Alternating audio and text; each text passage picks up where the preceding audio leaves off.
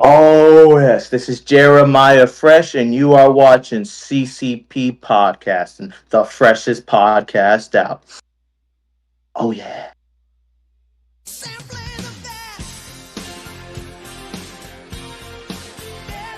What is happening, friends of CCP Podcasting? Welcome to Beyond the Bell Live. I am Chris Page. It is a Friday afternoon here in Florida, about 5:30 in the evening. One of the earlier shows that we've done on a weekday, but I couldn't be happier to be here with you.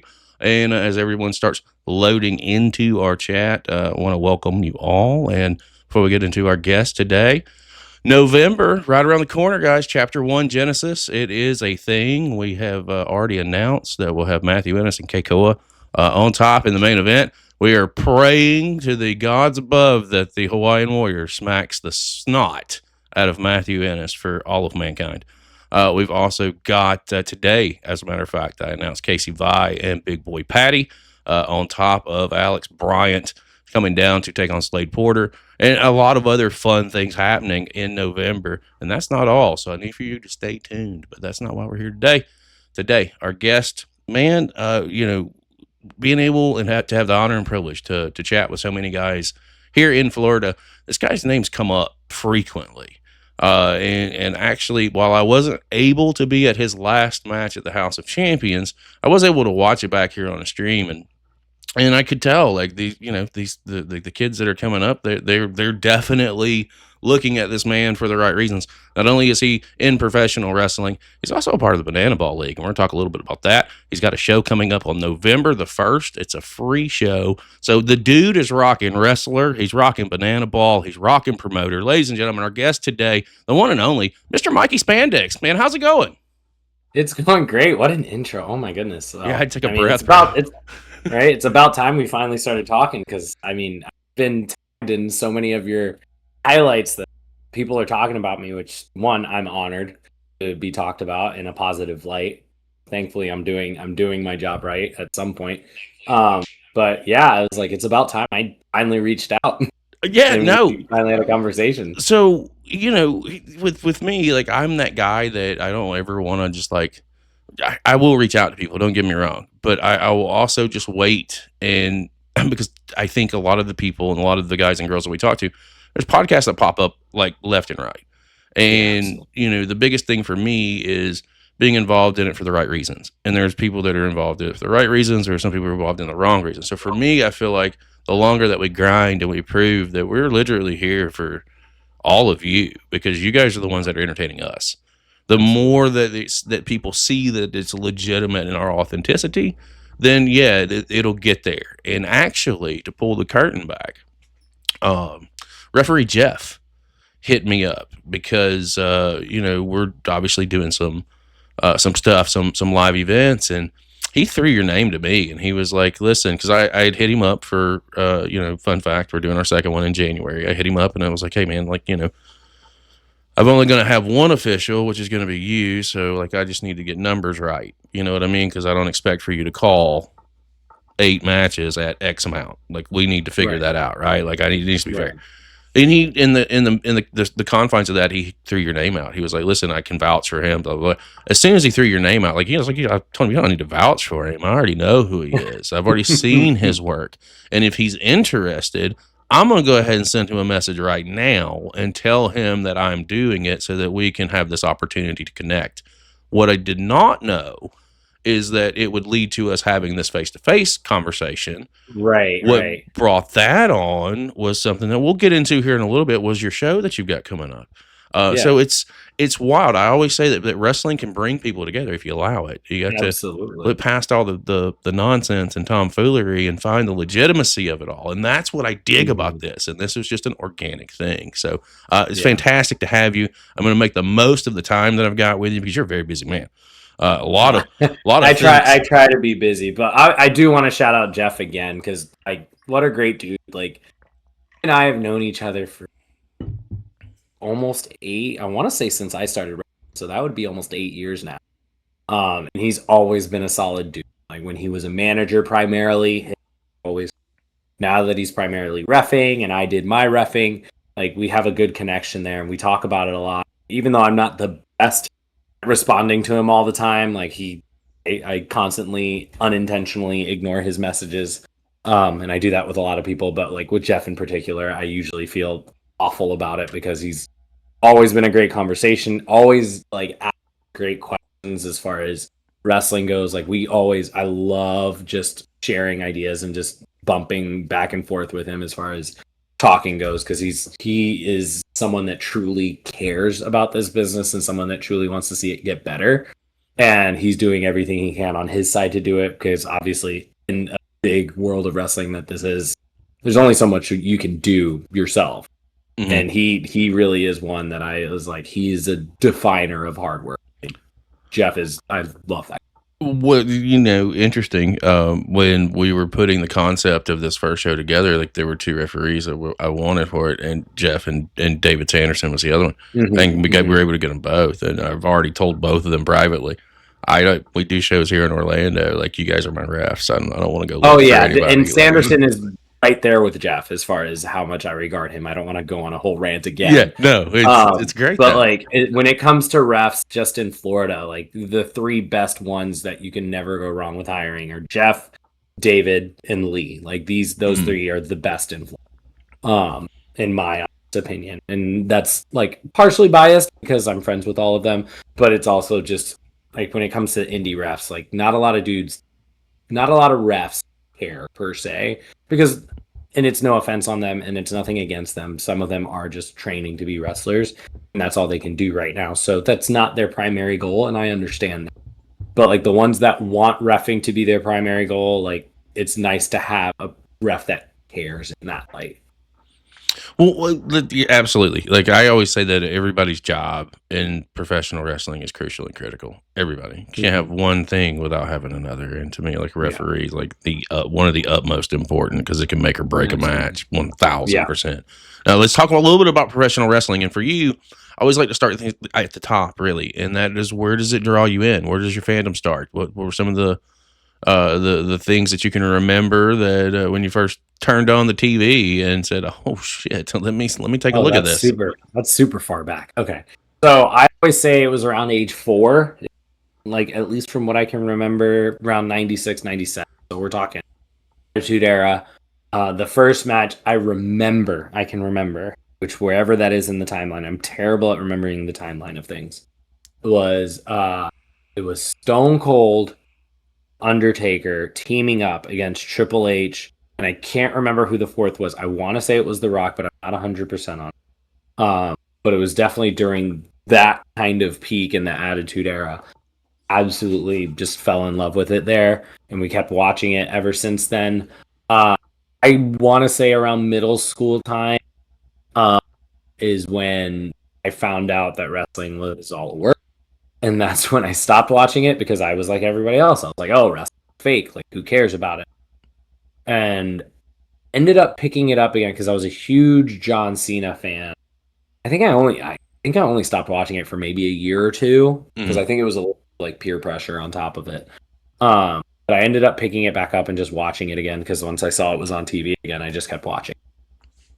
I was a wrestling fan since.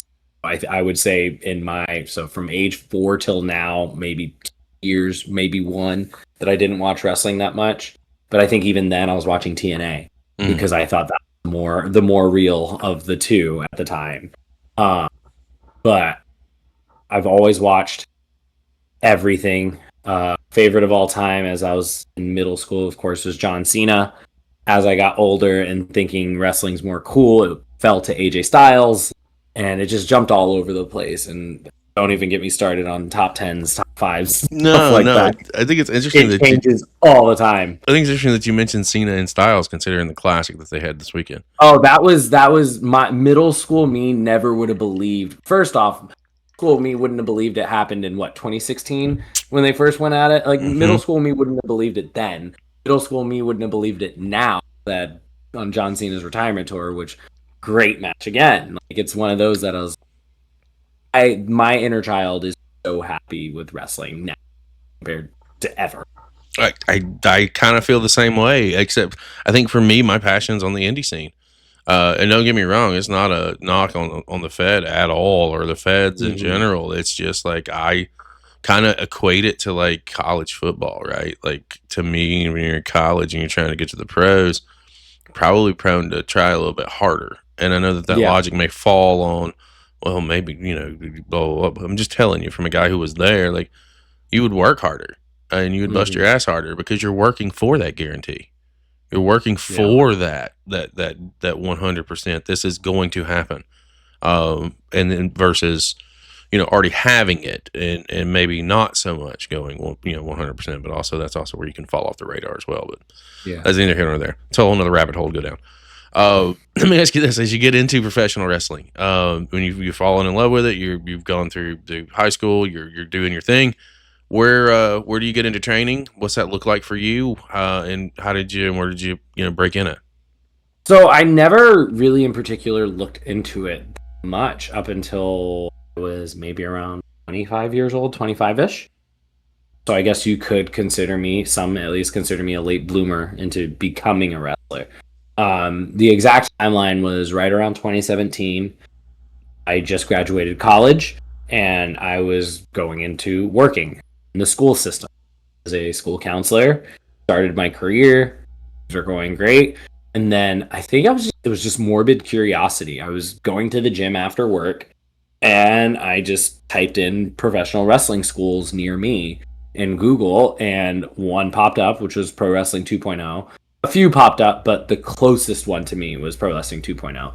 So the one I was looking at before that was Team 3D. And I think at the time it was like an hour or so away from me. And I mean, I'm going to get flack for this, but I was too lazy to want to drive an hour multiple times throughout the week to go to training when I'm like, I go to a gym that's 10, 15 minutes from me. To me, it was an inconvenience, I guess, because to me, it was a pipe dream to be a wrestler. So it wasn't something on my priority list of things to do. And with finding Pro Wrestling 2.0, which that one did at the time, that was 30 minutes. So it was a little less of drive. I could get there 25, 30 minutes. I'm like, seems more feasible to my schedule.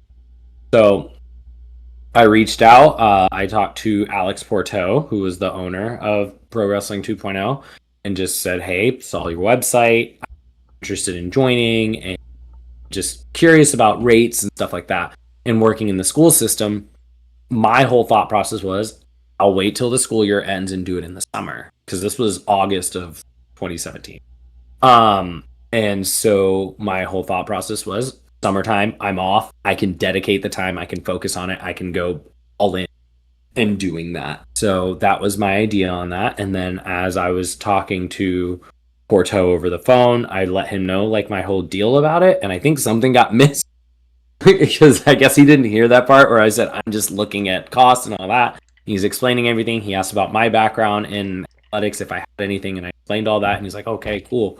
All right, cool. So we'll see you next Tuesday. And I'm like, yeah, sure, bye. Hung up. And I'm like, wait, that's not what I said. And so this guy is a very close friend of mine, one of my best friends, Paul. He always gets shouted out in this because he's kind of the one that pushed me to end up wrestling more than anybody else. So I called him and I let him know the entire conversation. And he goes, well, I guess there's two things you could do. One, you could stick to your plan because you clearly have a plan for this, but make sure you stick to it. Like, till your ends, you're signing up. You go in, that's exactly what you do. Or two, go next Tuesday, pull the trigger and do it. He goes, but if you're going to do the other plan, just make sure you stick to it because you're going to regret it if you decide not to go within those, like, whatever 6 months were left of the school. Said, just make sure you do it at the end of the school year and you stick to that plan. Okay, cool. Hung up. Thought nothing of it. Skipped to the following week. I ended up at wrestling training the following week, and I have been in this business ever since. Well, it begs the question. I ask everybody when they come in, when you get into, start getting into training, what were some of the wake up calls, if you will, like, oh shit, maybe this reality sets in that, okay, yes, the determinations of the finishes are out there, but this is a little bit more physical, and that it's, where was that moment for you? Oh, I hate to sound cocky about it or anything, but I was never afraid of the physicality. Sure. I knew what I was getting into. I've not been involved, but I've been watching wrestling live, TV since I was 4 years old. I never so for me it was more so backstage timing and all of the part and the training part that was more so of not necessarily a wake up call, but overwhelming because of the fact that I didn't know what went into it. I didn't know what was required of me to do that. I just knew I had an athletic ground and I love working out, being in shape. So I knew I was in shape going into it. So that part, the athletic part was not something I was scared of. The athleticism and the physicality of it was not the part I was afraid of. I was afraid of the putting everything together, the psychological side. Even though I studied psychology in college, it's a different type of psychology. So it's not something I can get out of a book per se or fully understand. Like, obviously, there are books about pro wrestling now, but I don't know what half those words mean at that time versus I could probably understand that book and learn so much from it. It was something that was more intimidating to me more than anything, is that I don't want to step on the wrong toes or say the wrong thing when I don't have any intention behind it. I'm just trying to understand, because I think I was on the tail end is what I think of as far as like coming up, because there's different cultures of veterans. And I may be exposing a lot talking about this, but some people didn't get treated the best during. Some people didn't get the best treatment while they were training and were borderline bullied by trainers, veterans, what have you. So my whole thought was avoiding that and trying not to tiptoe. Whereas like nowadays, there is a big shift in locker rooms where you see like there's not necessarily such thing as you could call a stupid question. Like, people aren't as offended when you ask a specific question because some of us are just clearly just trying to get knowledge and trying to understand. And we're not asking a question to mess with you or to offend someone. We're trying to just understand what's happening or understand what we're doing and why we're doing what we're doing. No, I get it. Like I tell people all the time. Like I look at when I was in the ring. I laced my first pair in '99. I was 99 to 05, 06, and I look at what it is now, and it's totally like a polar opposite.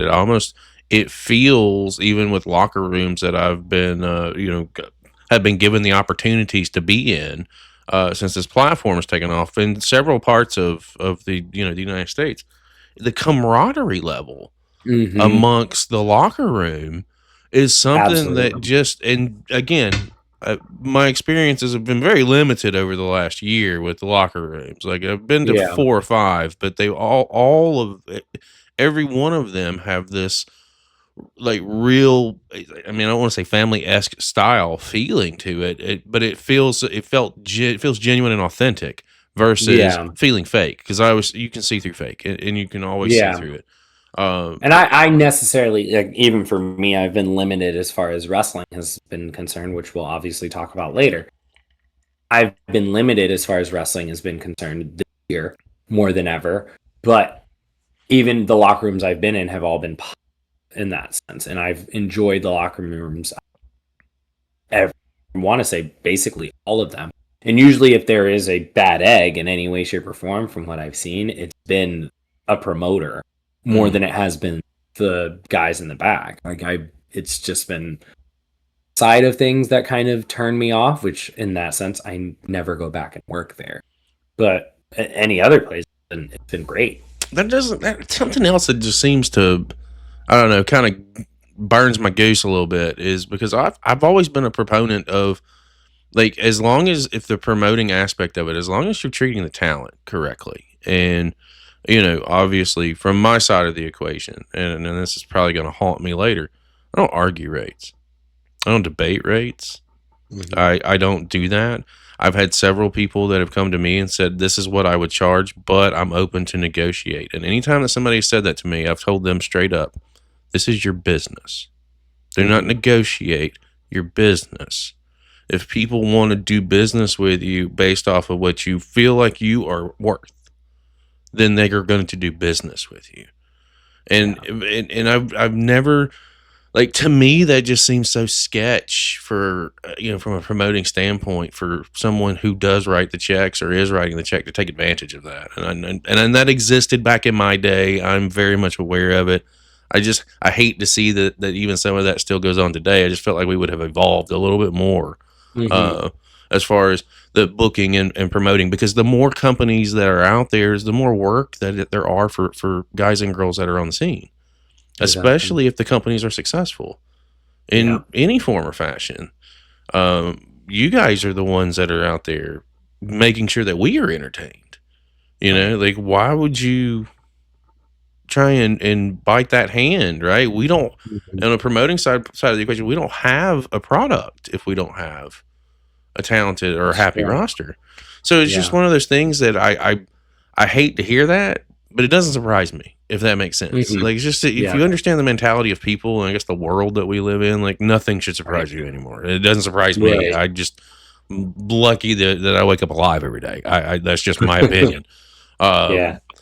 Um, when you talk about some of your earlier, not necessarily your earlier moments for you in professional wrestling, because again there's a lot that you are involved in, and more so especially over the last couple of years or so, for sure, that we're definitely going to dive into.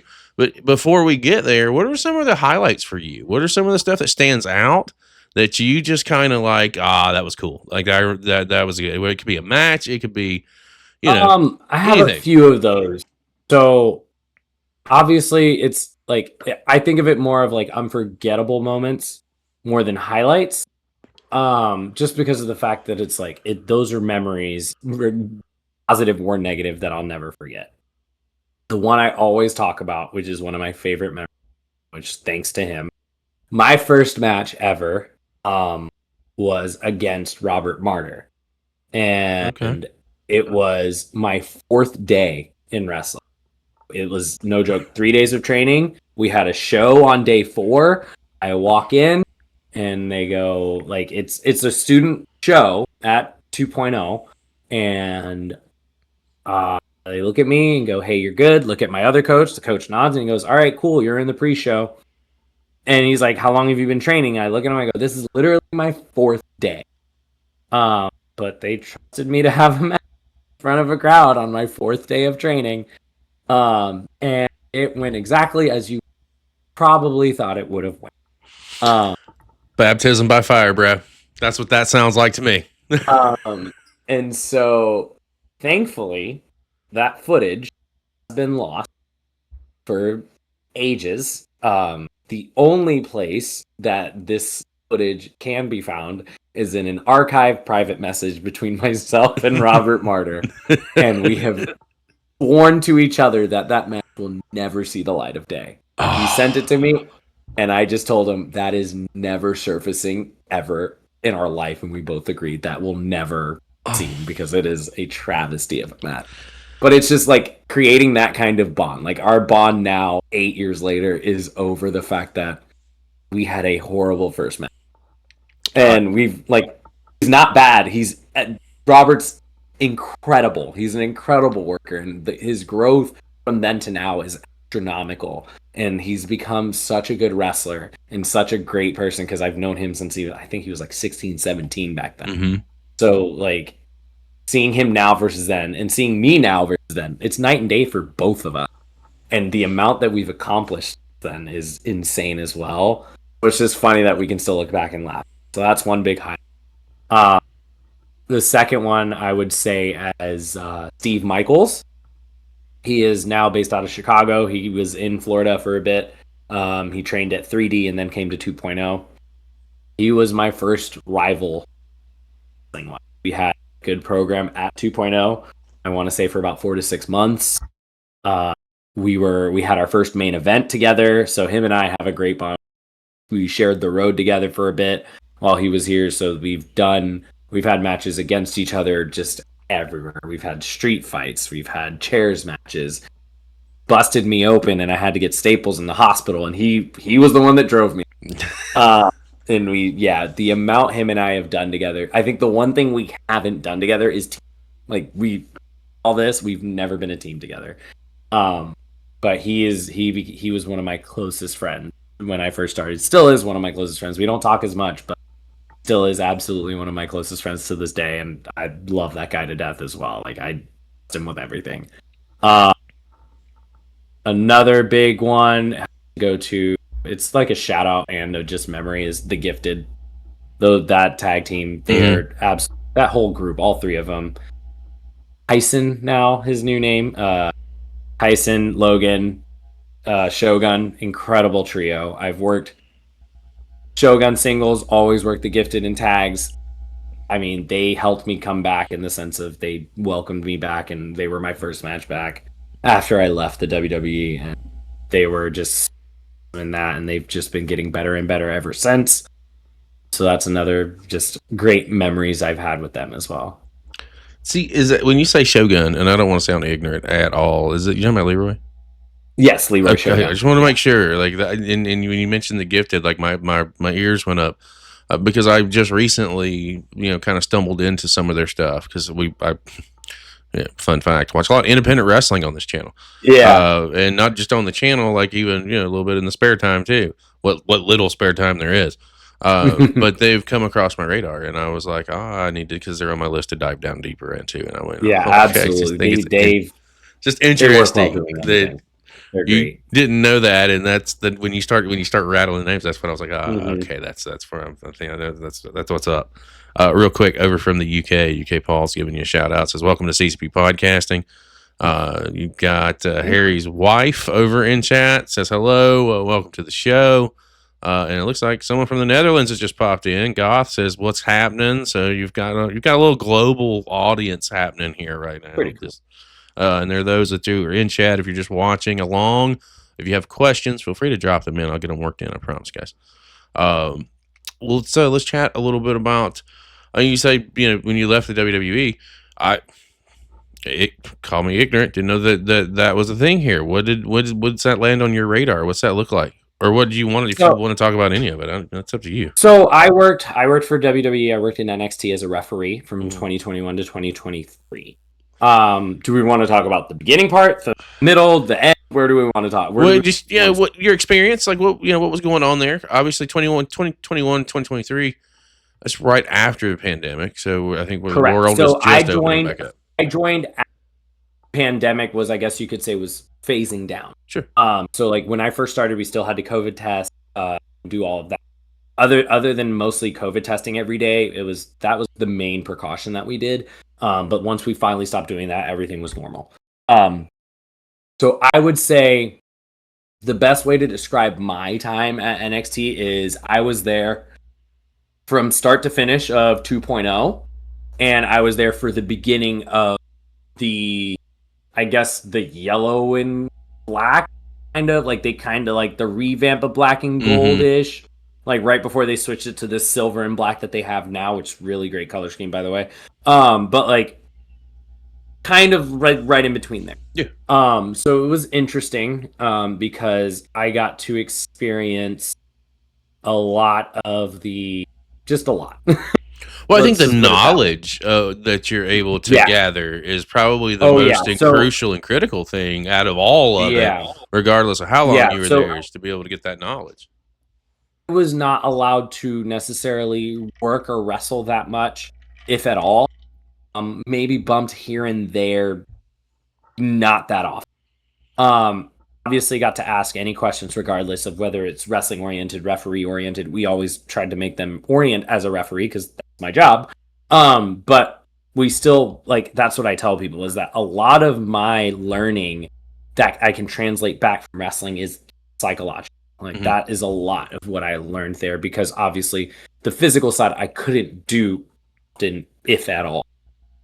Which that was part of the depressing side, which I can get into in a bit.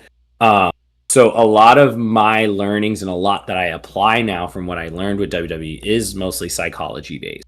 I learned a little bit physically, but there wasn't a lot I could do because I couldn't really put it into practice. Because I wasn't the one training. I was a referee, so I had to act as such in training sessions and do a lot of other stuff that we have to do as referees with the company. And that part of that is what made it tough. Because it was one of those things where when I got asked to try out to be a ref, it was one of those like, are you willing to give up wrestling for it? And I felt like at the same time, it was one of those opportunities I couldn't say no to. So if I were to do it, I had to at least give it a shot. So I was open to the idea, but I wasn't 100% yes, give it all up and go in. It was one of those like, let's give it a shot. Let's see what happens. And if after 3 years I don't like it, I just don't resign. And sometimes I know people get flack for that, but that's what, I'm sorry, people, that's what jobs are. Like, some jobs you are just finding out if it's the right fit for you. And unfortunately, it wasn't for me. But going deeper into that, it just was a slow build of, there were a lot of instances that I did not just feel important. And I didn't mean it in the sense of like selfishly feeling important, but one of those where it's like, I didn't feel like an important part of the machine. I just felt like another cog. And I'm not the only person that has felt like that there. I'm not the only person that probably feels like that. My guess and hope that, not really hope, I hope, no, sorry. But that's my guess, is that I'm not the only person that feels that way, where I'm like, okay, I something more, but I'm not really getting the opportunities. So, or if I do say something about it, I'm stepping on toes. So that was the tough part at the job.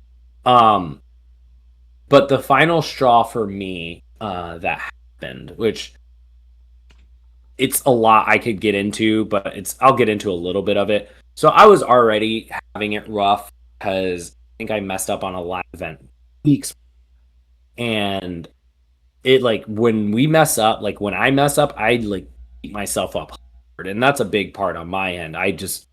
And it was happening to the point that like it would bring me down for, usually it would just be a few hours and I get over it, but it got to the point that it would take days to get over. Even if it was a minor mess up. So fast forward a little bit after this live event, we're at a double TV taping. And I look at the card for referee assignments, because that's where they put it. And I'm not assigned a single match. You're telling me we have 9 matches, 8 referees, and I don't have a match. So I look at everything and I'm like fuming mad at this point. But I'm trying not to like obviously cause a scene, because that would just make matters worse. So I'm just keeping it to myself.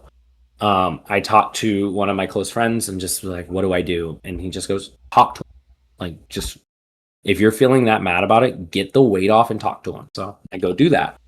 So I go talk to our head referee. And he goes, you do have a match. And I look at it and I see my name is attached. But this is peeling the curtain back probably a little too much for some. I read this. And it says it's not a match. So there's stuff that happens. And so I told him, I said, I looked at the script, I talked to the producer and everything. And I said, am I needed for this part? And he goes, no, you're not needed. You don't even need to be out there. And so that, to me, it's like, you assigned me a match, but there's not actually a match happening, and I don't have a. And so he references a live event from weeks prior that I thought we got over, and it was just like, I thought that was something like I learned from that experience, and we moved on, because I was like, that was weeks ago. Why are we addressing it again now? So biggest thing, it might be a me thing as well. I like not doing anything, and we're there for 12 to 14 hours for a double taping. I don't have anything to do. So that was probably one of the bigger reasons I was upset, because I'm like, why am I even here? And I've had that feeling multiple times prior. So I get in the car that night after the taping, and as I'm driving home, I'm like, you know what? I look up job opening in my school system, in my county. I'm a school counselor for Seminole High School. And so I just look, and the job open position I saw was a position I've been trying to get since I started. So this was basically my dream position. And I'm like, am I willing to give up my dream job for my dream job? And I realized the place I was at mentally at WWE, if I kept going, it was just going to continue to get. And I was just so depressed at that point that I called the people I still knew in the school system, and the reception was overwhelmingly compared to what I was previously getting already.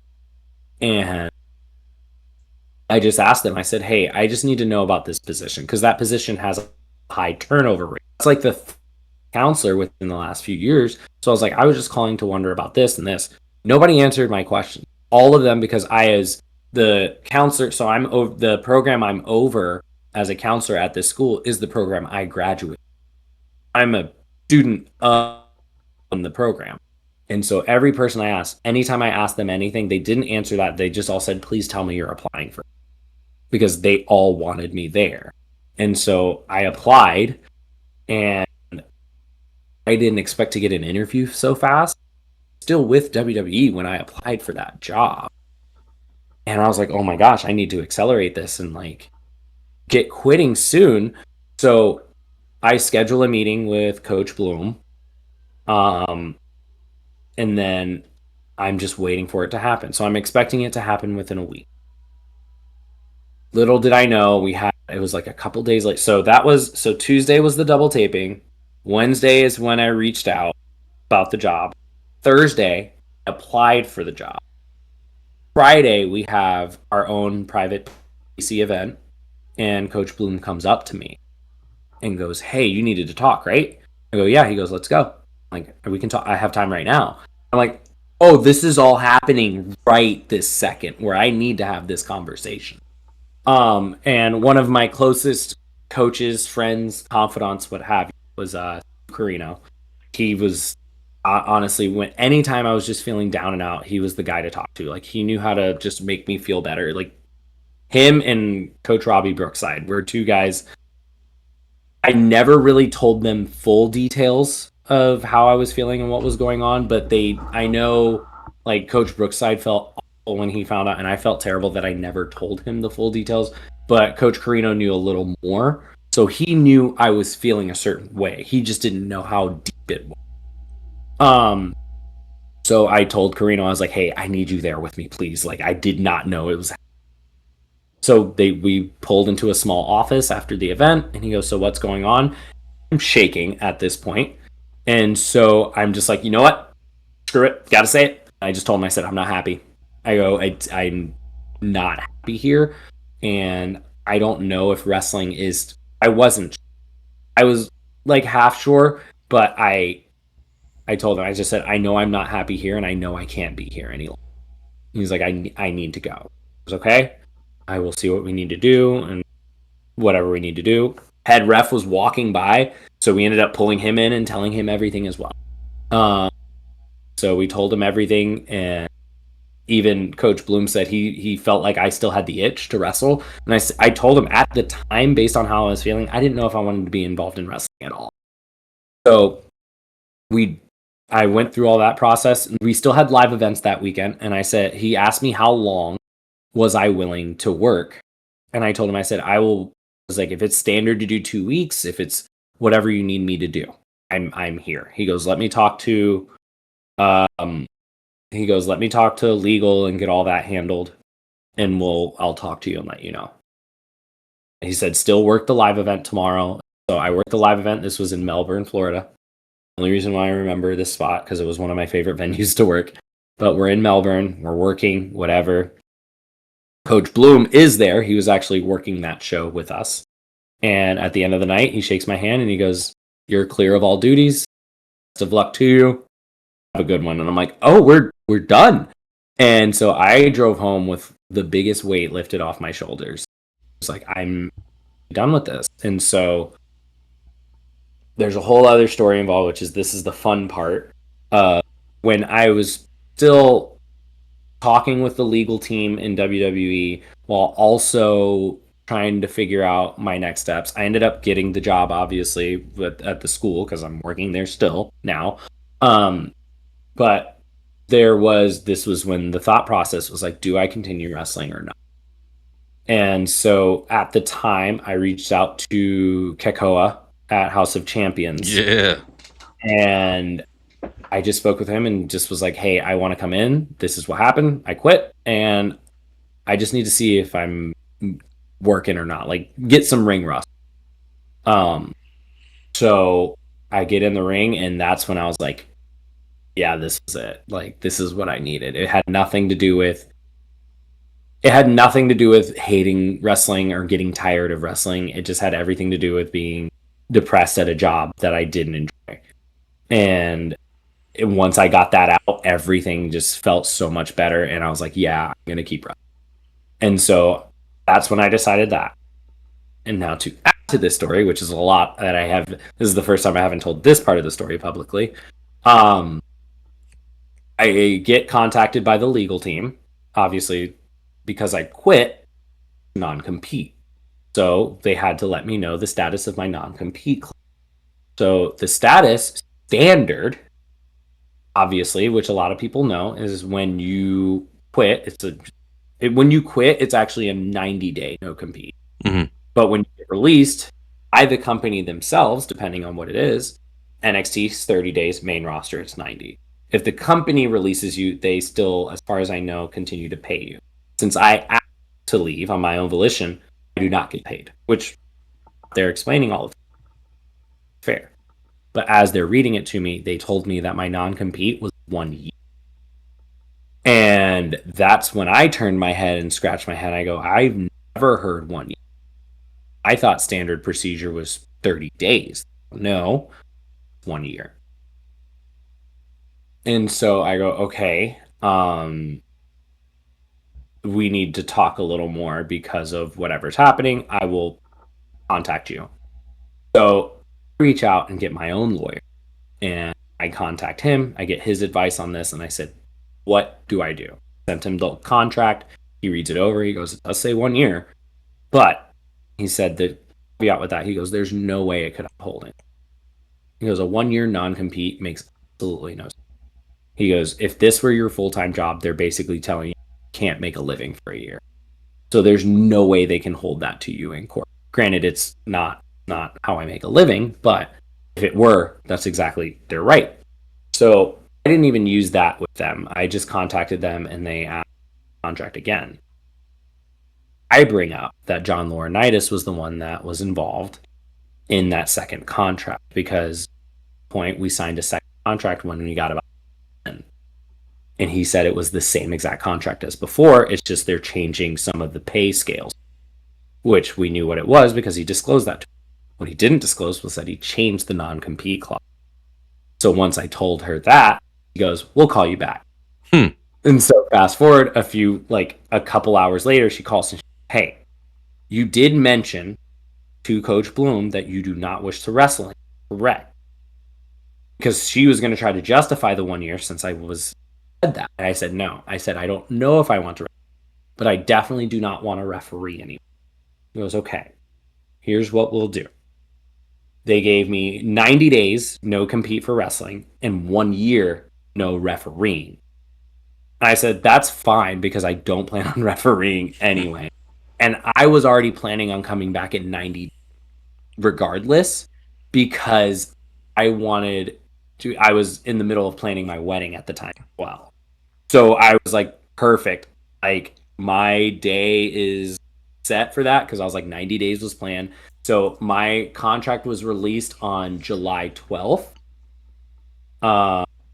No, my contract was released on July 14th. That's what it was. So my contract was released on July 14th. 90 days puts me at October 14th. I got married on October 13th, and I came back to wrestling on October 15th. Couldn't have played it any better than that right there. It was the most perfect. It was the most perfect layout ever. The best wife in the world for letting me wrestle on our wedding weekend on top of it. You need to tell her thank you. Every single day. There's a lot there that to unpack. So one thing that I do want to focus on, and that you drew me in immediately on the mental side of the equation. Like, I am the same kind of guy. Like I literally just had with my better half. We just had a very similar situation. They're not happy with where they're at work wise. And we had the conversation, and there's 10-year difference between us. I'm 10 years older. So my mentality is this, and this is what makes me different in the real world. Because my job, like, I'm very grateful for everything that I've got. I'm very grateful to be in a position that affords me to do a lot that most people wouldn't be able to do in this side of the equation. So I'm grateful for that. I don't ever want anybody to think that I'm not. But I'm also not the guy that if I'm not having fun and I'm not having a good time and I'm not enjoying what I'm doing, I will not work for you. Yeah. I can start out enjoying the hell out of it. And if it starts to tank and it starts to go downhill, I'm done. I will give Exactly. you your keys and or what have you and say bye-bye. So I appreciate you for, while a lot of people, especially fans, so guys, if you're here and you're watching, you're in chat, a lot of people will look at that as like you're walking away from the dream, right? This is what everybody Oh, works for. there's plenty of people that said that. But it's not. And while yes, it may be the dream, but it wasn't your dream at that time in that position, and something that people will not see because they haven't laced a pair or they haven't done road trips.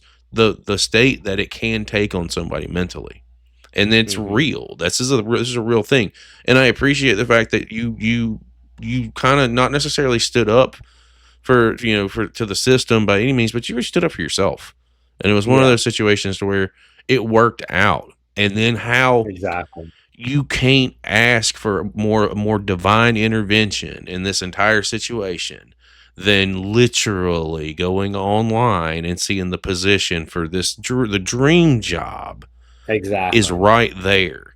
And and then that conversation happening as quickly as it happened. You're being steered in the way that you needed to go. Exactly. And thank God that you answered it, because who knows what would have happened one way or the other. Because I know that there's probably a hell of a lot to that story that we're not getting, and nor do I expect to, nor do I want to, because that's between you and your situation. But I'm just like, I appreciate you bringing that out and talking to me about it, because again, this is our first conversation. It is what it is, and I just acknowledge the fact that I'm that guy too. If I'm not, and it has to be right. And now look at what's happened.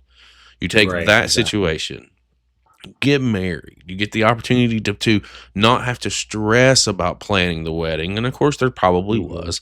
Don't get me wrong, it's a wedding, but you had the opportunity to take care of one thing at a time to get there, and then you're back in the ring a couple of days later. And then also, it's like the gifts keep on giving. It's almost a perfect segue. Banana Ball comes into your life in some form or fashion, and it has really taken off in a massive way. And my dude here gets drafted to the firefighters. What's that look like for you? What's this opportunity like? I'm going to keep it 100 with you when it comes to you and Jamie Stanley and now Keikoa. Like, all you guys that are down here, like, I'm watching your feeds for content, because it's funny stuff. It's really good stuff. You guys are making the most of the opportunity. Yeah, the last thing I expected, it was so funny. I was talking to people, I was talking to friends, and a buddy of mine, Kyle Schneider, said, he goes, 2025 Mikey Spandex doing TikTok dances was not on my bingo card. And I just said, dude, me neither.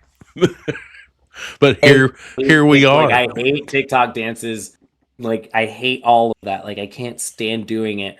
But something about doing it, I think it's about doing them with your friends, doing them with your friends in the goofiest way possible. And Banana Ball just has made it so much more fun to do that we want to do it. I've never wanted to do a TikTok or any kind of dance like that before. Yeah. Anytime I go, I'm like, okay, what ideas do we have, guys? Like, because I don't have the best ideas with them, or I think ideas are cool, but then odds are my ideas are outdated, because I'm the definition of the meme of, I don't have TikTok. I get Instagram reels 30 days after they're popular, like an adult. So by the time I get to see these TikToks, they're already 2 months old. So I'm very behind on that side. And then at the same time, it's been fun bringing back old ones. So this is just an encouragement for everyone to see. go on Cody Fluffman's TikTok because one of my favorite My man. ones is on there of him and Jamie Stanley pointing out the firefighters going to the championship and the bananas are not. I watch that every single day, at least 3 times a day. It's so, like, go watch that one in particular, but Fluffman just has so many good ideas when it comes to content and creating ideas, and he's just follow him. He's so much better at this social media thing than I am. Jamie Stanley's another one that he's so much better than me at it than I am, but at the same time, like, his wife's job is marketing, so he has that in his pocket too. But their content is so good. I like the whole concept and the whole principle behind it. So again, when you talk about, when I think about Banana Ball, you brought up Cody, and I think about Cody and Cheese. You know, they have great content that comes out through this whole thing. They're And so good together. what's great about all of this is that you guys look like you, and comes across, and because you are, it looks like you're legitimately having fun. And it is hands down the most fun job I have ever had. Like, when you break it down to the bare bones of things, even though there's a lot more to it, I tell people I get paid to goof off at baseball. And I'm not even a baseball, but I'm a banana ball. It's just so much fun because it's not just about the game. It's an entire experience in itself. And if you have the opportunity, I know tickets are difficult to get, but if anybody has the opportunity to go, I highly encourage you to, because it is such a blast. I have not been able to attend a game yet, but it is on my bucket list, and I definitely want to get to one. I dig the environment that I see, and like, as I just go back to it, you guys look like you're having such a good time, and it looks like it's legitimately fun. So when you get to these stadiums that have thousands upon thousands upon thousands of people that are playing to your each and every move, and you guys are up there as the firemen. The first question that I have, and this is probably this is legitimate as legitimate comes. How hard is it to get a piece of that calendar? Fireman calendar sells out, don't they? I bet they're off the shelves. So we don't have a calendar yet. Oh, and bro, we are working on it. We have been pitching ideas left. Like, they're the sold best out. way to describe it is we're working on it. We've been working on it, and we are going to continue working on it. But there has been, the demand for a calendar has been very high. It's real. And then just to clarify, as far as what I do and all of that, I'm not necessarily drafted, because you said that earlier that I was drafted to the firefighter. So the draft part that's for the players. We are not players on the team in any way, shape, or form. We are part of the cast of Banana. So the cast itself are basically same thing. Like, if you break it down to bare bones of things, we're cheerleaders. But the cast is not just that. We're not just the hype squad. So the most famous of the groups, obviously, are the Mananas from the Savannah Bananas. They've been around the longest. They've been on the Tonight Show. They've been everywhere. Mm-hmm. They are the original, like the Mananas, the Banana Nanas, the Banana Band. They have that original cast of Banana. We are the cast of firefighters, and we're called the Calendar Crew. We are meant to be kind of the opposite of them. So the dad bod cheerleading squad, and then you have the in-shape fit guys. That is the Calendar Crew. And with us, we are still figuring out exactly who and what we are as a group, because obviously this was our first season together. Mm-hmm. But a calendar is the bare bones of it all. Being called the Calendar Crew, it only makes sense to have a calendar. And when I tell you we are working so hard to try and make that happen, like, we want it to happen too. So we're hoping sooner rather than later. There is no exact timeline just yet, but we are very much chomping at the bit to try and get that done. I can't wait to see what plays out there and how that shakes, man, because to see where you were back a couple years ago to where you are now, like, this just seems the whole headspace. Yeah, I'm a totally different person. It's insane. It's funny how that works out when you're happy. You know what I mean? Like, it's so wild, and I didn't get this way myself. Like, personally till 10 years. I would say I've been an adult for 11 years now. I just turned 43. So I didn't start adulting until I was 32. Yeah. But I just didn't, I just here in the last 4 or 5 years, just got really happy with myself. And once you're happy with yourself and who you are and where you're getting there, like the things change and doors open. And I don't know how to explain it. I think it's a mentality thing. And I think, people, when we beat ourselves up, sometimes we think that we can't get ourselves out of whatever situation that we're in, and we lose sight of there is a way out. There's always a way. There's always you have to push and you have to put one step in front of the other. And, from my perspective, for me, it was, 20 plus years ago, it was drugs. I got into the dark side of professional wrestling. And I had to make decisions and do what I needed to do. I don't ever look back on that as woe is me and can't believe I did. I don't beat myself up for it anymore. I've accepted my mistakes and what I did to put myself in that position, but it has also made me who I am today. And it has made me being able to have a platform where we can reach out. We can talk to people. We can be influences to those who may be watching right now and have a situation and need to know that there's help. And if you are battling something of that nature, there is always help. You can reach out. I'm right there on the screen, CCP_podcasting. If I can't help you, I'll put you in touch with somebody who can. I guarantee you.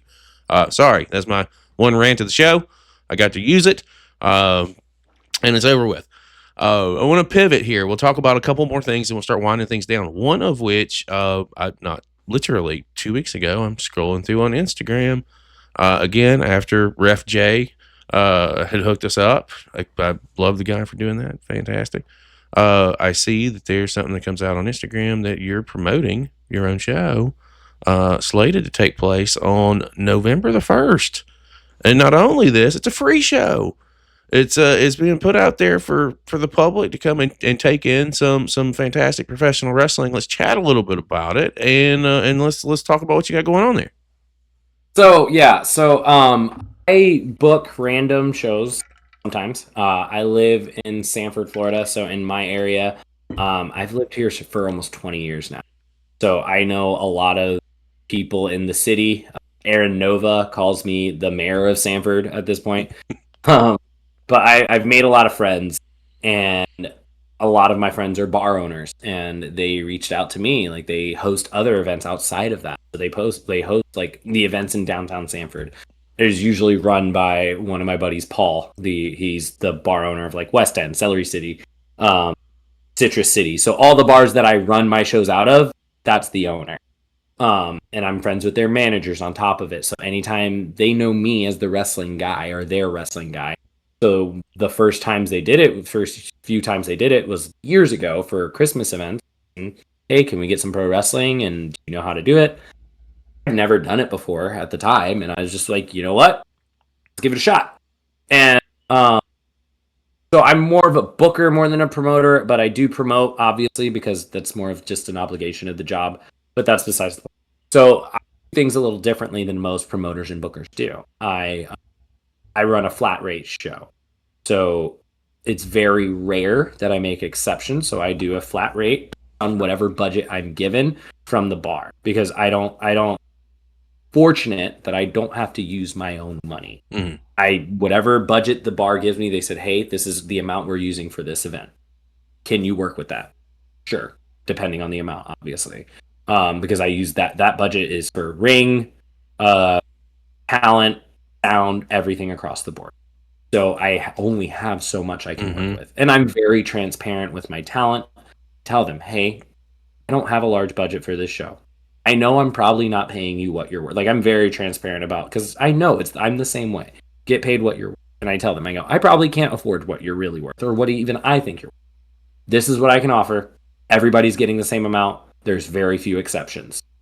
Can you work with me?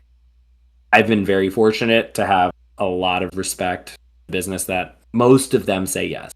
If they tell me no harm, no foul. I tell them, I go, there's zero heat if you tell me no. Because I even tell my guys, hey, if you have a bigger money opportunity coming your way, or even if it's a TV extra work, take it. Just tell me and cancel. My feelings aren't going to be hurt. If you got to cancel, you got to cancel. I will leave. So I'm because I can still work with the guys I have, because the people I book are the people I and that's why I just want to bring wrestling to areas that don't have a lot of it. And I've been very fortunate that Citrus City and Celery City and West End have been hiring me for these events every year now, at least for the last 2 years. So BrawlOween 2, Dia de los Muertos, is November 1st at Citrus City in Lake Mary.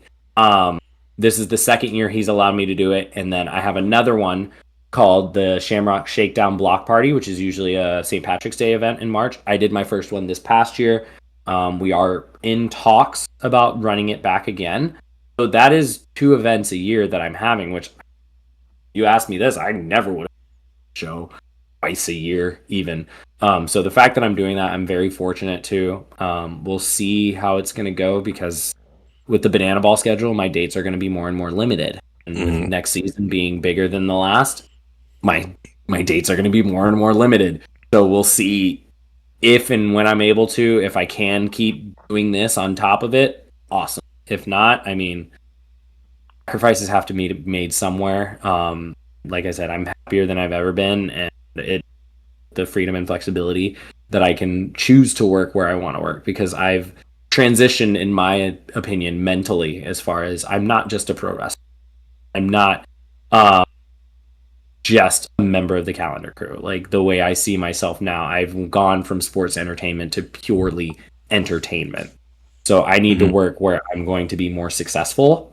And if that means I'm not going to give up wrestling altogether, I'm by no means retiring or quitting wrestling, but I know I have to limit my dates. So one, I don't get hurt, because then that means I'm losing money from Banana Ball and wrestling. And I have to focus on which one is more successful, whether it be financially and obviously mentally. And when it comes to obviously the media side, I've been a lot more successful in Banana Ball in just one season compared to multiple years in wrestling. I wouldn't say every single year I've ever done in wrestling, but very much multiple years. To the point that I wouldn't be surprised 5-6 years down the road, if I'm still doing Banana Ball stuff, people are going to know me for that than for wrestling. So, but we never know. So we'll see what the future holds on. Well, I'm gonna tell you this: like, when it comes to like Banana Ball specifically, like, this thing's just going. It's just getting started, and you know what I always say: a little snowball on top of that mountain starts to start rolling. What happens as it builds up momentum? It starts to get bigger. And I'm glad I jumped on the ship right before it took off. Well, yeah, I am too. Actually, I think it's a fantastic opportunity for all of you guys. Like, when I saw Keikoa got brought on, I was fortunate enough to I had a conversation with him prior to, and I was trying to line him up for a couple of things, and he was like, "Well, I kind of got this thing, and it may do this and may do that." And I was like, "Well, what's more important than me?" Of course, I was being a dick, right? And he was like, because first of all, everything, and then second of all, like, then he told me, and he was just kind of tell me what's up, and I was like, "Man, that's fantastic. I think it's great." I think the more opportunities that you guys have, the better. Even on the entertainment side of the equation, being attached to Banana Ball, like, I think it will do so much. I feel, for what you're attached to on the indie scene when you're able to do stuff there, because what people will recognize you for, sure, it may end up being Banana Ball when it's all said and done, but when you come and do something on the independent scene, you're going to be able to bring that shine to wherever and whatever company, maybe bring some fans along with that weren't, that could be a positive side of the equation when you look at it. I'm just honestly glad that you are happy and that you are in a spot to where Hakuna Matata. You know what I mean? Exactly. Like, just exactly that's it. It exudes from you at this point. And I didn't know that your tenure up north was, or down south, was what it was, but I could tell when you're talking about it. It's deep, and there's a lot there. And to see where you're at now, like, I am so happy for you. I am ecstatic that you made that call and you made that decision. because that was like one of those crossroad moments, and you made the right call. And for all of us, not only on the independent wrestling scene, but on the banana ball side of the equation, who like the entertainment, man, we're glad that you're still here and that you're still stuck around and that you're giving us stuff to look forward to and to take a peek at. Now, with the show itself, I'm going to come to this mug on November the 1st. I want to be there to show my support in any way that we can. Is there anything match wise that you want to throw out there that you want to talk about? Anything that you want to drop? So I do want to announce a match just for you today. So one match has been announced so far. We have a Fighting Spirit showcase. That's another thing I want to start doing with these shows as long as I keep running. We have so many schools in this area. It's only fair that we give these schools the opportunity, if they have students ready to do a show and do a match, why not have their first show be something local? So I work with Fighting Spirit. I train at Fighting Spirit. And I've known two of these guys that have been training for close to a year now at Fighting Spirit, and they're very good guys. So I wanted to give them that opportunity to showcase that as their first match. Like, hey, let's put it in a low environment where it's not too much pressure, but it's just enough to be like, hey, this is what it's like. So you'll see two students from Fighting Spirit debut. That's obviously not the announcement. That's the first match I have announced. Second match that will be announced right now is going to be a triple threat tag team match. I want to showcase two tag teams from Florida that I think are two of arguably the best. One being literally, in my opinion, the best team ever. And the second team being a team that I feel like deserves more of a spotlight and deserves to showcase. And then the third team is actually a debuting team. So the one I say is arguably the best tag team in the state would be Better Together, Ori and Hadar. Two guys that I've become very good friends with over the last.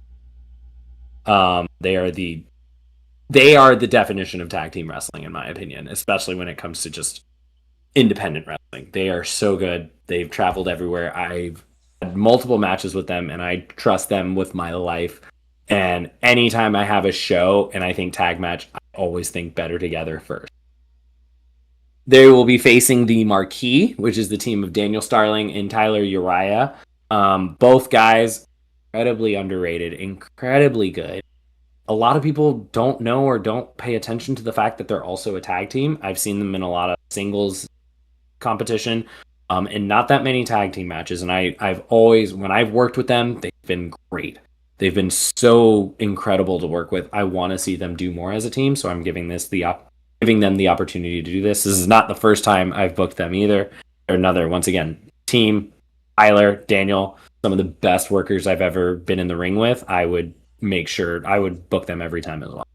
Now, the final team is a fun team that is never worked together before. It is the debut of the Potassium Pack. So to cover that a little more, because fun fact, a lot of the Banana Ball are pro wrestlers.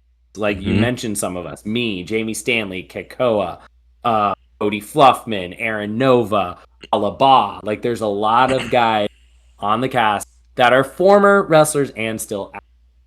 So it is now going to be the combination of Pat Riot. He is known on the Banana Ball cast, Mr. August, and the Calendar Crew. So he is one of my guys.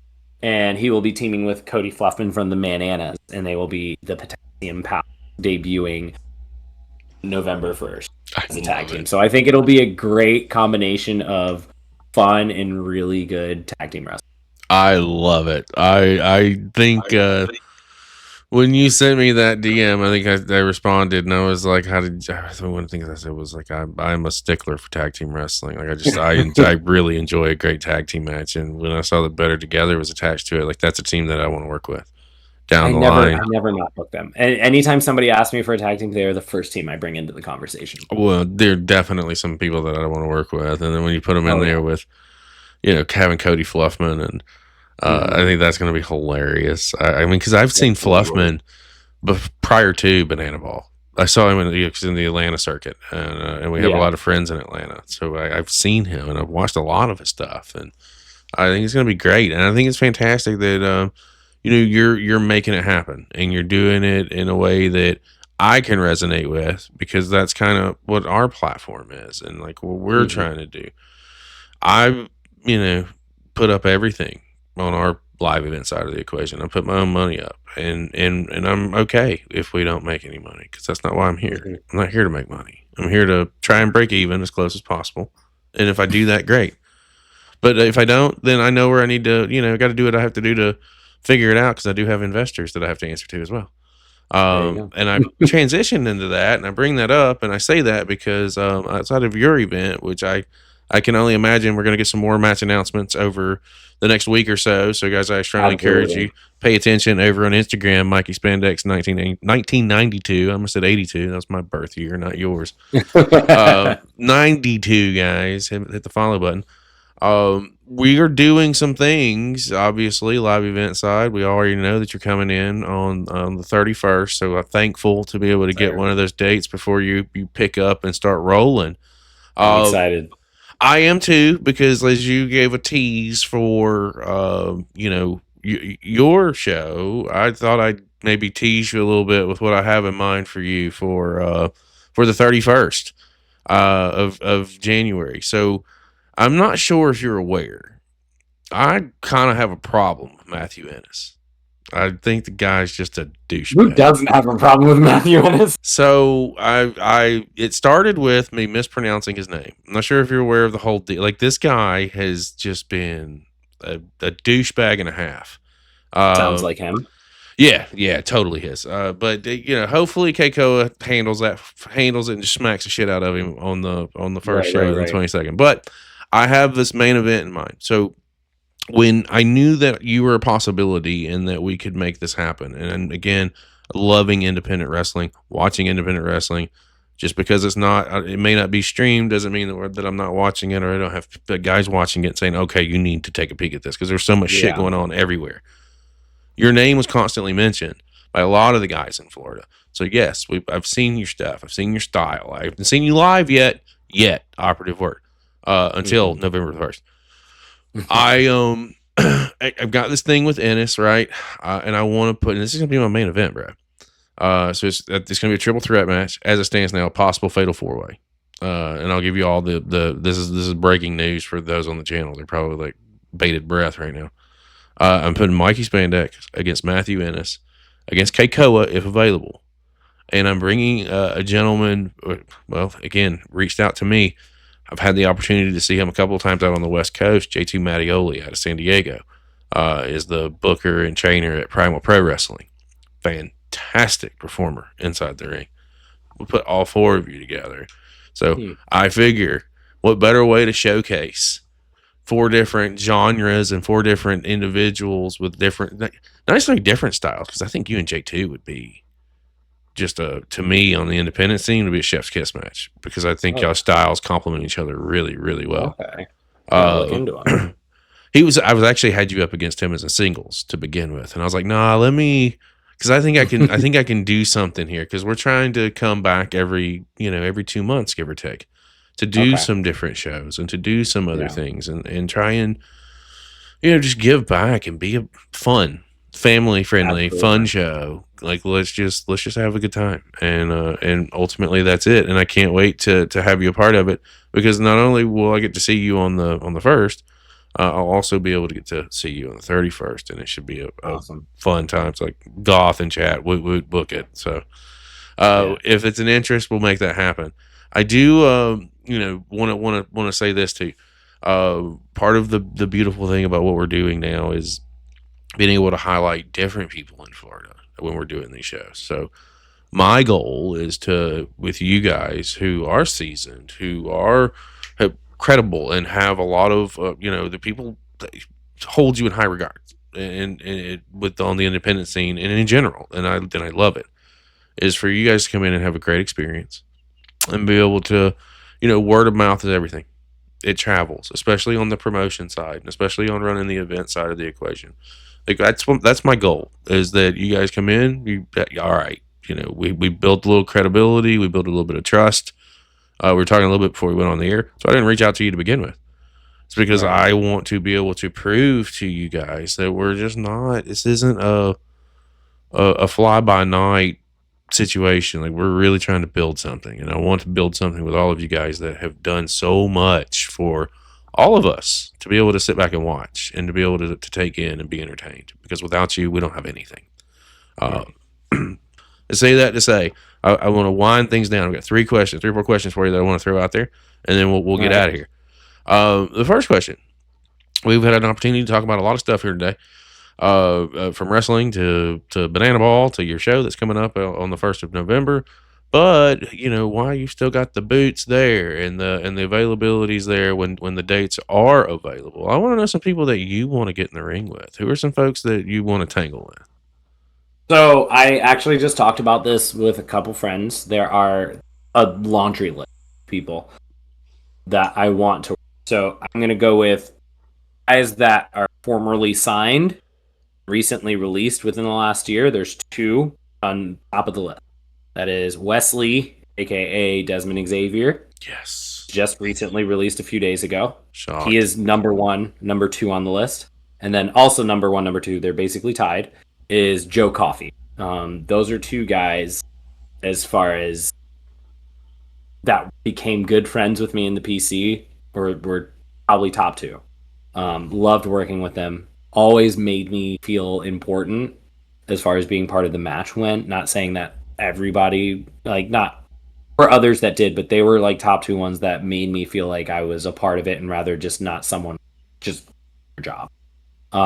And we always had good conversations out. So it was someone that made me feel less like a ref and a cog and more like a person. So those are just two really good friends that I would love to mix things up with. As far as independent guys, I have a very, not long list, but I have a good list of people that are friends of mine that I've seen work, that I'm a giant fan of their work. And funny enough, they're all out of state close friends that I've always wanted to work. Number one and number two on that list, in no particular order, are Sir Knight Merrick Donovan. He became a good friend we worked together through Pro Wrestling Action for a time, and we became really good friends through that. And then he moved out of state, but we still stay connected. And then the gifted one, Yaya, he's based out of North Carolina. He is just a dude that blows my mind every time I watch him work. He always has been one that he's always been a good friend since we met as well. I can never not forget the first time I watched him wrestle at PWX like 5 years ago, and he blew me away, and he was such a cool dude to talk to, work, and hang out with. Another one is Rayhan, also from North Carolina. There's a trend here. He's right there with Yaya. So good. Dude got himself in ridiculous shape. And he's wrestling better than he ever has. He's another one. The Cream Pie Poppy, as he calls himself, is another dude I've always wanted to work. So I would say those was that 3 or 4? Those are some I've always wanted to work with and work against in the ring for sure. Well, I think I think some of those are probably not a matter if, matter when. And what I like to do is put them out there into the universe and throw a little manifestation dust on it, as I like to call it, and see what we can make shake. Because it wouldn't be the first time that we've had the opportunity that just we're able to make some things happen just by our platform, throwing it out there and throwing a tag or two. So outside of people that you want to get into the ring with, very interested in again. Don't know when your schedule is. It's going to be mild to wild, right? Especially with Banana Ball, with how it's going to pick up. Because this thing, I don't see that slowing down at all, brother. I think a lot. I really, really enjoy watching and listening to the owner and his take on things and how he is, his vision on what he's doing. It is, but some companies out there that on the independent scene could be here in the States. It could be it could be internationally. What are some places you want to work? Really think about this one too much. I have, and there's not a lot of companies I would say like, oh, I need to absolutely be there. I need to absolutely be there. There are 2 in mind that 2 or 3 in mind that I would be like, that would be a fun place to work if I had the opportunity. And that would be House of Glory Fest, which just looks like a fun time. Mm-hmm. And then Progress in the UK. Progress is one that I've always watched. Probably the main one. I would put that as the top one because, I mean, who wouldn't want to work overseas? And as much as people love Japan, I love the UK.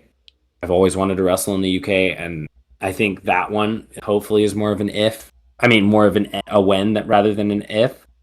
And especially at Progress, is that's a place I've always wanted to work since discovering independent wrestling and discovering the guys from the UK and watching their work from Progress to NXT UK to main roster in WWE.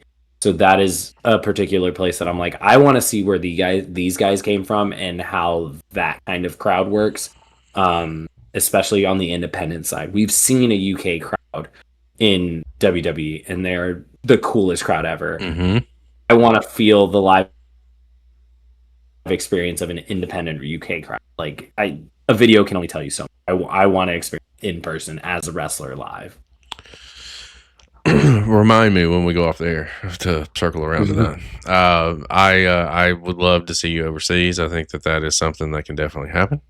My magic 8 ball says yes. It's just wait, or get your ass over there before we go. And you heard what I said there, right? But there's a lot of things that are a lot. Some people on the scene that maybe we should be watching. That we need to keep our eyes peeled on. And what I look for here is those hidden gems, man. I enjoy first time watches. I enjoy seeing guys or girls that I'm not familiar with. So give me some folks according to Mikey Spandex. I mean, right off the bat, the same guys I've wanted to face. Merrick Donovan, Ray Hahn, incredibly gifted guys, incredible talents. They've all been around for a decent amount of time. Haven't seen them, go see them or watch them in any shape or form. As far as my boys in state that I love to shout out and give their props to, one that is popping up in every single conversation I hear, or always has something popping up on my socials, Reese Maddox. Fantastic dude. That dude does not stop working. Nope. Like, he is everywhere. Florida, Indiana, like, he doesn't, and it's awesome to see. I've known him since he was a kid, and it's so crazy to see how much he's grown in such a short amount of time. So he's one in particular to watch. Obvious BBP, because he came up with Reese, and he's just as everywhere as Reese is. So BBP is another one that's always great to watch. That I think has been shouted out before. He was on here before. Destin Joannou. Yep. Super young kid, great kid, hungry. Like, you want to talk about the definition of hungry? Like, that kid wants it, and he's getting there. He's working on it, and he's one of those kids that every time you see that sparkle, you're like, if he keeps going, he's gonna make something of himself, whether it be independent or outside the independent. But he's been doing a great job building relationships and networking with the right people. He's been doing a great job on the independents right now. Well, you mentioned Reese Maddox, and I got to tell you this: he broke my heart. I had him on the show on the 22nd, and and damn that Booker T, man, he had to counter fucking book me, bro, and took Reese away from me every time. But alas, I do have him on the 31st, so he will be in the house in January. And obviously, Big Boy Patty is we do some collaboration work with him. It was started as just a guest spot on the podcast. Now we watch fucking horror movies, man. He's like, I thought you just did wrestling. I was like, I do whatever, man. That's the beautiful thing about running your own channel. You can watch whatever you want to watch. That's true. I have had such a fantastic conversation here with you today, Mikey, and I cannot be thankful enough for the time that you've given me. And with everything that we've talked about today, and arguably this is probably going to be the most important question I ever ask you, and it's going to be one that may be difficult to answer. I don't know, maybe it's simple. With everything that's going on with you, obviously impacting lives on a daily basis. whether it's with your job, the 9 to 5er, whether it's with Banana Ball, family life, et cetera, et cetera. You go from mild to wild real quick. So how do you take time to relax? And when you do get some time for you, what's something that you just like to do that just kind of, So it may be only I'm a 20 giant, seconds, brother, but what do you do yeah, in that 20 seconds? I'm a giant nerd. So I read comic books, play video games, on my campaign run through of Baldur's Gate 3, and playing Borderlands 4. And then reading wise, I'm currently reading a complete collection of Deadpool versus Wolverine on physical. On my Kindle app, I'm currently reading the entirety of the Teenage Mutant Ninja Turtles comics, like literally from 1 to end. There's 24 full volumes. I'm on volume 2, so I'm not far into this. And then I also listen to audiobooks as well. I've been very much into more so, I call it recreational literature, I guess is a better way to put it, because it's never read nonfiction. I never read any informative. It's all fiction. I'm currently listening to a graphic audio, which is basically an audiobook, but it has like voice actors and sound effects. I'm listening to a book called Red Rising, which is a cool, fun sci-fi novel that I'm listening to. So yeah, I do a lot of audio listening, reading, and video games. That's the majority. And I hang out with my dog and my wife. I'm a pretty boring guy, or I'm eating a ridiculous amount of food. Well, I said that was going to be the last question. When you take my comic books, man, I got it real quick. I need your hero and your villain. Who's your 1 and 1? Number 1 hero, Spider-Man. Always have been. Dig it. Always Okay. will be. Villain is always, because new ones come out all the time. Different versions of villains come out all the time. I'll say I don't have a favorite villain per se right now in the sense of like comic reading. I do have a villain I am most curious about, and it's Absolute Bane from the new Batman series, because he looks absolute like insane. He looks nuts. If I had to pick anything from a comic book as far as villains go, I would have to say Lord Zed from Power Rangers, because I've been reading. I read the entire Mighty Morphin Power Rangers series. So I've read all of that, and Lord Zed is still one of the coolest villains of all time. That's fantastic. I always, when I hear comic books, I always have to ask that. It goes back to my conversation with Reese Maddox. It started with him. Actually, no, it started with Danny Limelight, and then went to Reese Maddox, and then we moved forward. And I get everybody's favorites, and eventually I'm going to put something together. It's just, I don't know what I'm going to do with it, but it'll be fun. Mikey, has been incredible to be able to sit down and just have a little bit of time with you this evening. And I know with our conversations here, we really just scratched the surface with our first rounds, and hopefully we can get you. Hopefully we can get you to go back down the line for sure, and be able to circle around and catch up with you and see what you got going on. For sure. And cannot wait to see your success and just to see how happy you are, brother. It's fantastic to see. I always like to turn it over to you and our guest on our way out. What do you want to plug? Anything you want to talk about? Anything you want to bring up? The floor is yours. Go ahead and give it to us. I mean, we already talked about everything we did, but like, please come to my show November 1st, Citrus City in Lake Mary. If you can, come out. It's free. It's going to be a fun time. We always hang out afterwards too, so you get to hang out with all of us when we're done. Other than that, I mean, just give me a follow. It's off season for Banana Ball, so I'm not going to be posting. I mean, I still have Banana Ball stuff, obviously, like archived and saved up. So I have a very fun little thing. I have some content coming in November-ish. I'm going to drop that's going to be a fun time. The Banana Ball cast we did. And so like, just keep watching us, follow all the Banana Ball cast, and just see the stuff we drop, because we all drop different kinds of content too, which is really cool. So we all collab, but at the same time, we all do different things on top. So just follow the entire cast on that site as well. Yes, 100%. And as he is saying, guys, the easiest way that you can support is by sharing, and subscribing. And in Mr. Spandex's case, it's been on the screen. It's been right there above his head the entire show. It's Mikey Spandex, 1992, over on Instagram. And if you're a t-shirt connoisseur, ProWrestlingTees.com /Mikey Spandex is where you probably need to go, so you can cop your t-shirts, get your gear. And if you're in the area on the 1st, please come down and attend the show. It's free. You're going to see some great action. You're going to see it's going to be a fun show.